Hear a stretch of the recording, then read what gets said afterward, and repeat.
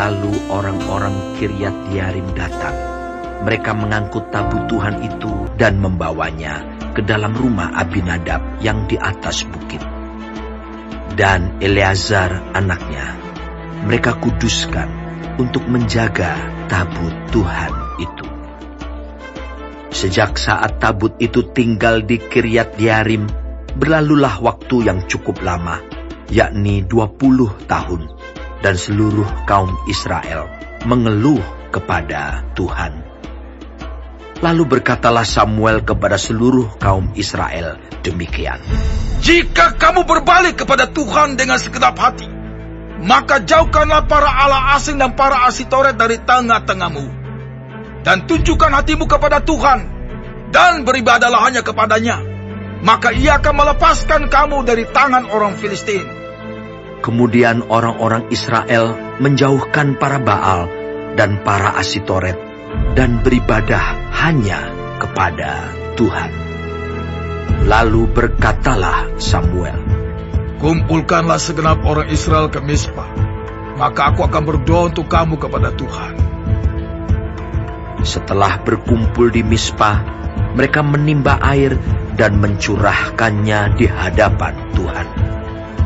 Mereka juga berpuasa pada hari itu dan berkata di sana, Kami telah berdosa kepada Tuhan.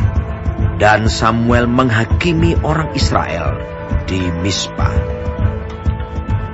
Ketika didengar orang Filistin bahwa orang Israel telah berkumpul di Mizpah, majulah raja-raja kota orang Filistin mendatangi orang Israel.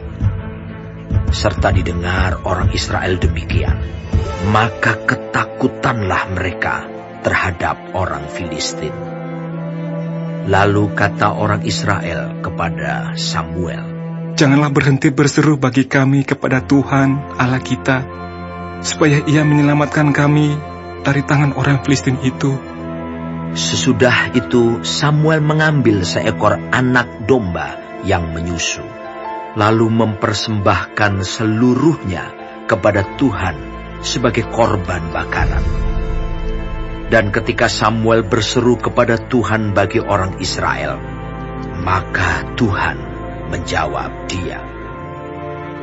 Sedang Samuel mempersembahkan korban bakaran itu, majulah orang Filistin berperang melawan orang Israel. Tetapi pada hari itu, Tuhan mengguntur dengan bunyi yang hebat ke atas orang Filistin dan mengacaukan mereka, sehingga mereka terpukul kalah oleh orang Israel. Keluarlah orang-orang Israel dari Mizpah, mengejar orang Filistin itu dan memukul mereka kalah sampai hilir Bet-kar. Kemudian Samuel mengambil sebuah batu dan mendirikannya antara Mizpah dan Yesana. Ia menamainya Eben-Hezer. Katanya, Sampai di sini Tuhan menolong kita. demikianlah orang Filistin itu ditundukkan dan tidak lagi memasuki daerah Israel. Tangan Tuhan melawan orang Filistin seumur hidup Samuel. Dan kota-kota yang diambil orang Filistin daripada Israel kembali pula kepada Israel, mulai dari Ekron sampai Gat. Dan orang Israel merebut daerah sekitarnya dari tangan orang Filistin. Antara orang Israel dan orang Amori ada damai.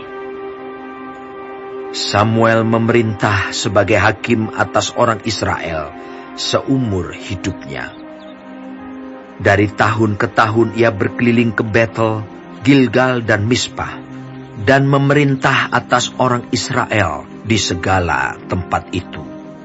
Lalu ia kembali ke Rama, sebab di sanalah rumahnya, dan di sanalah ia memerintah atas orang Israel, dan di sana ia mendirikan mezbah bagi Tuhan.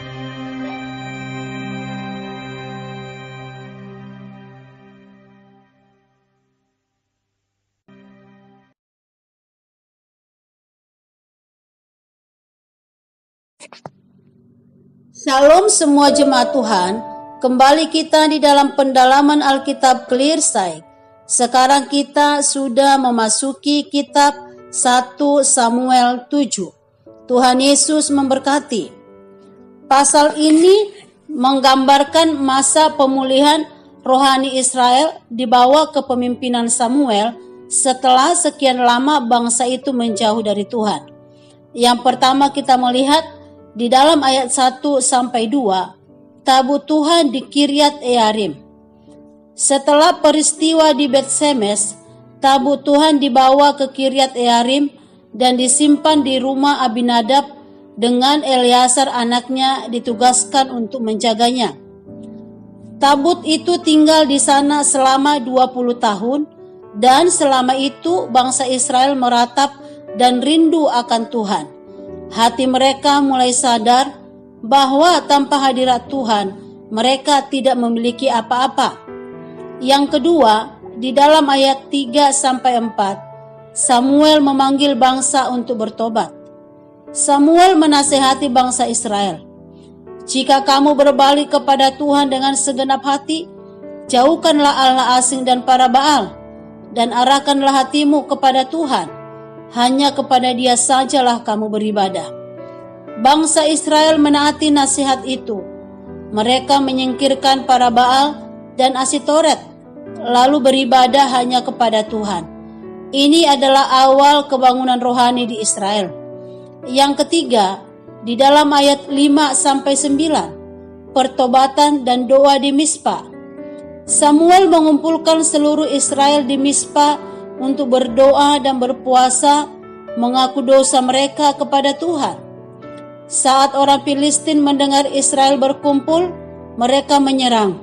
Bangsa Israel takut, tetapi mereka berkata kepada Samuel, "Janganlah berhenti berseru kepada Tuhan, Allah kita, supaya Ia menyelamatkan kita dari tangan orang Filistin." Samuel mempersembahkan anak domba sebagai korban bakaran dan berseru kepada Tuhan, dan Tuhan menjawab doa itu. Yang keempat, di dalam ayat 10-14, Tuhan memberi kemenangan. Ketika orang Filistin mendekat, Tuhan mengguntur dengan suara yang dahsyat, membuat musuh kacau dan kalah. Israel mengejar dan memukul kalah orang Filistin sampai jauh. Sebagai tanda kemenangan, Samuel mendirikan sebuah batu dan menamainya Eben-Hezer. Artinya, sampai di sini Tuhan telah menolong kita. Mulai saat itu, tangan Tuhan melawan orang Filistin dan mereka tidak berani menyerang Israel lagi. Yang kelima, di dalam ayat 15-17, Samuel memimpin dengan setia. Samuel menjadi hakim dan pemimpin rohani sepanjang hidupnya. Ia berkeliling ke kota-kota, memutuskan perkara dan kembali ke rumahnya di Rama, di mana ia juga membangun mezbah bagi Tuhan. Samuel bukan hanya pemimpin politik, tetapi gembala rohani yang membawa bangsa kepada kehidupan yang berkenan kepada Tuhan. Pelajaran iman dari kitab 1 Samuel 7 ini, pertama, pertobatan sejati membuka jalan pemulihan. Tidak cukup menyesal, harus benar-benar kembali kepada Tuhan. Yang kedua, doa dan penyembahan mengundang campur tangan Tuhan. Kemenangan sejati datang dari hadiratnya. Yang ketiga, Tuhan setia menolong umatnya. Eben-Ezer menjadi tanda bahwa Tuhan tidak pernah meninggalkan. Pemimpin rohani yang takut akan Tuhan membawa berkat bagi bangsa. Tuhan memakai pribadi yang hidup benar untuk memulihkan banyak orang. Sebagai kata penguatan kepada kita dari kitab ini, mungkin hari ini kita merasa sedang berjuang seperti Israel di Mispa.